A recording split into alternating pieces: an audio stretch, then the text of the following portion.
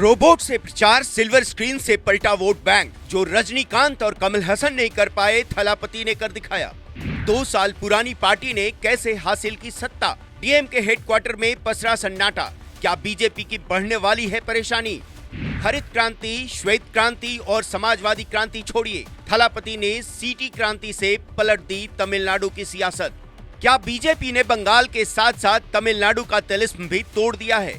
क्या पहली बार साउथ में बीजेपी भी सरकार बनाने जा रही है? क्योंकि जो कहानी सामने आई है उसने बीजेपी को एक बड़ा मौका दे दिया है।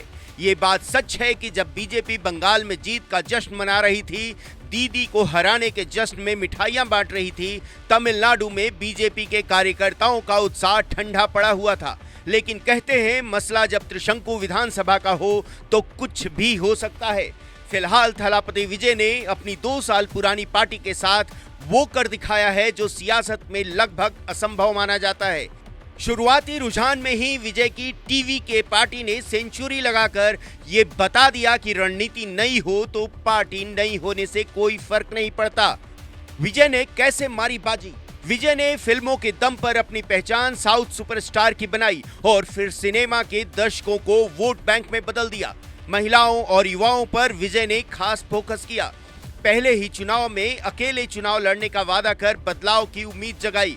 केंद्र सरकार का परिसीमन का मुद्दा हो या फिर तमिलनाडु सरकार के भ्रष्टाचार और परिवारवाद का, हर मुद्दे पर मुखर रहे। एआई और रोबोट के जरिए रैलियां करवाई। 2014 में मोदी ने जो तकनीक इस्तेमाल की, वही तकनीक विजय ने भी इस्तेमाल किया। विजय ने अपनी पार्टी के चुनाव चिन्ह सीटी को एक सीटी क्रांति के तौर पर दिखाने की कोशिश की, जो जनता को बेहद पसंद आया। महिलाओं के लिए 2500 रुपए महीना की मदद, शादी में 8 ग्राम सोना, एआई यूनिवर्सिटी, छोटे किसानों का लोन माफ, 5 लाख सरकारी नौकरियां, 5 लाख इंटर्नशिप और 4000 रुपए बेरोजगारी भत्ता के वादे ने विजय को सियासत का सुपरस्टार बना दिया। हालांकि आंकड़ों में अभी भी थोड़ा खेल बाकी है। 234 विधानसभा सीटों वाले तमिलनाडु में सरकार बनाने के लिए 118 सीटों की जरूरत पड़ेगी। एआईएडीएमके और बीजेपी वहां गठबंधन में है, लेकिन बीजेपी वहां दहाई का आंकड़ा भी नहीं छू पाती है। पर थलापति विजय के पीएम मोदी से रिश्ते बेहतर रहे। कहा जाता है विजय की मदद भी बीजेपी ने कई मौकों पर की है।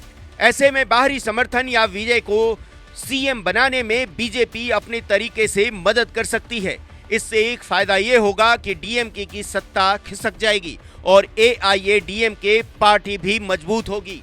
पर यहाँ सवाल ये उठ रहा है कि क्या विजय की मदद के लिए बीजेपी अपना गठबंधन तोड़ेगी या एआईएडीएमके को समझा पाएगी?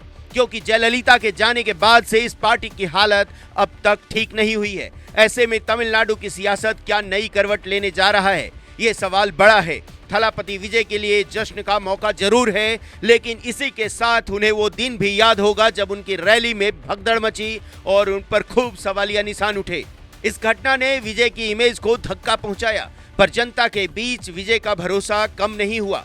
शायद यही वजह रही कि तमिलनाडु का तिलिस्म टूट गया। सनातन विरोधी बयान देने वाले स्टालिन के हाथ से सत्ता की कुर्सी छूट गई और तमिलनाडु बदलाव के रास्ते पर चल पड़ा, जहां के सियासी इतिहास में सिनेमा के कई सुपरस्टार रहे हैं।